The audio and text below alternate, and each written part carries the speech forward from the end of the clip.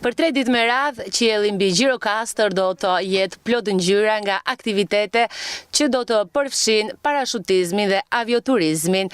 Turistë të shumët, vendas, por edhe të huaj apo vetë banorët e Gjirokastrës do ta shijojnë këtë aktivitet i cili ndikon së tepërmi edhe për promovimin e Gjirokastrës jashtë vendit. Nga ana tjetër, pilotët italianë të cilët kanë zgjedhur të fluturojnë mbi Gjirokastër shprehen se kanë zgjedhur pikërisht qytetin e gurt për vetë pamjen magjepse që ju ofron.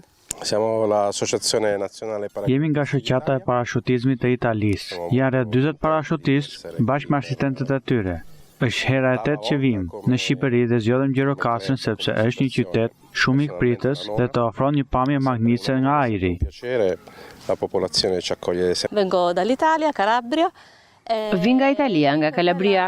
Këtu për mua është hera e 3. Më pëlqen shumë ikpritja e banorëve, është e mrekullueshme, ndërsa zona është mjaft e përshtatshme për aktivitetin tonë. Shpresoj të vim përsëri, pasi ky qytet të ofron një pamje të mrekullueshme nga ajri. Spero di.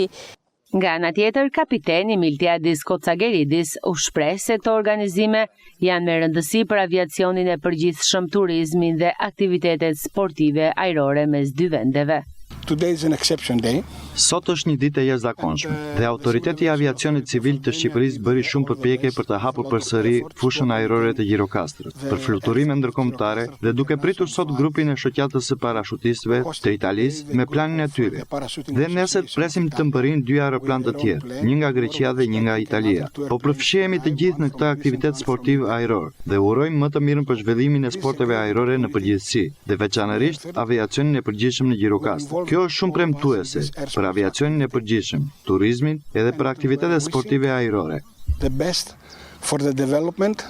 Eventi Skydiving Albania do të ofrojë spektakël ajror dhe pamje mbreslënëse mbi qytetin e trashëgimisë botërore dhe më të bukur historik të Shqipërisë.